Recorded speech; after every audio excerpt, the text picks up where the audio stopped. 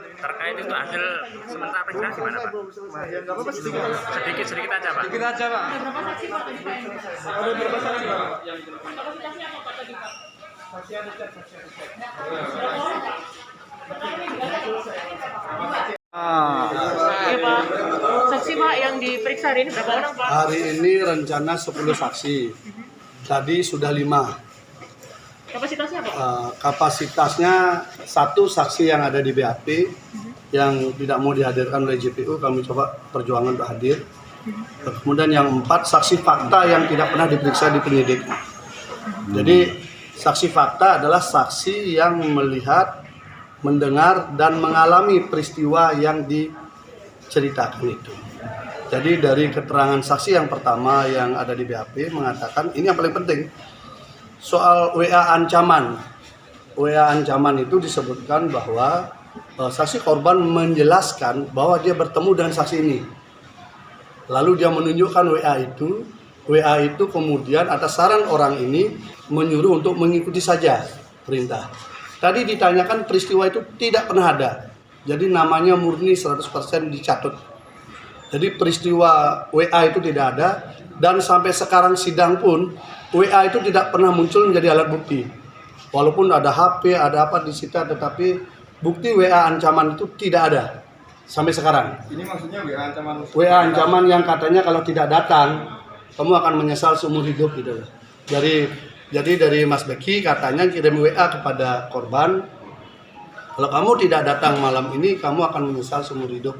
Nah WA ini katanya diberikan pada saksi. Ini ada aku dapat WA ini gimana? Lalu saksi ini konon menurut cerita korban bahwa menyuruh untuk datang saja. Lalu kemudian datanglah temannya menjemput naik sepeda motor.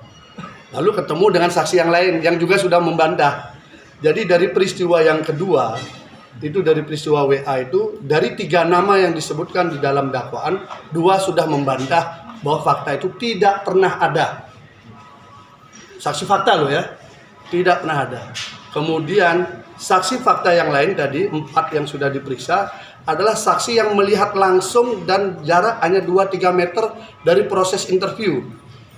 Baik interview saksi yang pertama, kedua, ketiga. Waktu interview itu termasuk korban. Korban adalah di interview yang ketiga. Keempat-empatnya ini adalah saksi. Termasuk yang sempat mengambil foto korban ketika membantu terapi. Dan kemudian ada 1 saksi sedang mengajari yang bersangkutan, itu pas ada di video dan ada di foto. Jadi fotonya ada, videonya ada, orangnya senyum-senyum, orangnya gembira, tapi dikonstruksikan peristiwa di hari itu adalah ada pemerkosaan. Jadi kami merasa sangat yakin kalau ini pengadilan untuk mencari adil, maka semestinya saksi itu aja sudah menjawab. Karena WA saja sudah tidak ada. Bukti WA juga tidak dihadirkan. Saksinya juga yang disebutkan juga mengatakan tidak pernah melihat dan tidak pernah diajak ngomong. Bagaimana? Kemudian saksi ini pun juga katanya pernah menjemput korban di pasar untuk diajak ketemu di sebuah kafe dengan saksi rekaan dari yang lain. Itu juga dikatakan tidak pernah ada. Saya nggak pernah tahu soal itu gitu. Jadi betul-betul namanya dicatut dalam proses peristiwa itu. Dan siap juga sumpah membahalah. Saya tanyakan, kalau diadu, siap nggak? Siap. Nah, kalau begitu sudah saksi-saksi yang ada, silahkan nanti kita lihat apakah ini pengadilan atau ini penghakiman tempat ini. Karena kami sudah berjuang membuka kotak Pandora tentang rekayasa yang begitu masif, begitu nyata dan terukur dari alat-alat bukti. Jadi saksi fakta ini tidak pernah diperiksa oleh penyidik. Penyidik mayoritas memeriksa saksi testimonium de auditu, saksi yang mendengar dari cerita orang. Saksi gosip itu ya? Yang istilah saya dalam bahasa milenial, ini saksi gosip yang dihadirkan di persidangan. Dia tahu banyak segala hal, tapi dia tidak melihat, tidak mendengar. Bahkan ada yang tinggal di Pati, ada tinggal di Kudus, ada tinggal di Kerawang, ada tinggal di Lampung. Waktu hari peristiwa. Sementara yang ada di hari peristiwa, yang hadir hari ini, tidak pernah diperiksa sama sekali. Saya tanyakan, pernah nggak dipanggil? Tidak pernah. Ini masih sisa-sisa yang lama. Kita sangat sedih juga melihat cara pemberkasan kasus seperti ini. Saksi fakta tidak ditelusuri, tidak digali secara mendalam. Saksi fakta ini mereka ketemu, ada fotonya, ada videonya, mereka ngajari semua. Tidak diperiksa. Untung mereka bisa hadir. Untung mau mereka hadir untuk menjadi saksi. Itu baru saksi dari kita. Fakta, bukan saksi gosip.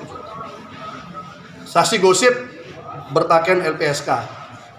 Pak, berarti Saksi fakta ini tidak dilindungi siapa-siapa. Hanya mengandalkan doa sama lindungan Tuhan. berarti saksi yang datang hari ini santri ya Pak? Ya, itu adalah orang yang memang ada di lokasi. Jadi statusnya mereka adalah senior di terapi. Sama kayak yang kemarin. Ada juga yang sudah bekerja di tempat lain ya. Ada juga yang bekerja di tempat lain. Dia programmer tempat lain dan sudah tamat juga. Itu namanya yang dicatut. Itu yang namanya dicatut, katanya melihat WA dan menganjurkan untuk datang jam 2.30 dini hari. Ya kalau dalam cerita fiksi memang menyeramkan kisahnya. Tapi yang namanya fiksi kembali lagi ya fiksi, bukan fakta. Mas Beki kenal sama saksi Pak. yang datang hari ini Pak? Ya.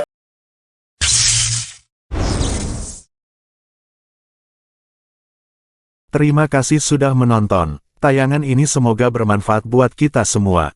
Pemirsa jangan lupa tekan tombol subscribe, like, lonceng, dan jangan lupa dibagikan ke teman-teman dan saudara kita semua. Sampai jumpa kembali di tayangan berikutnya.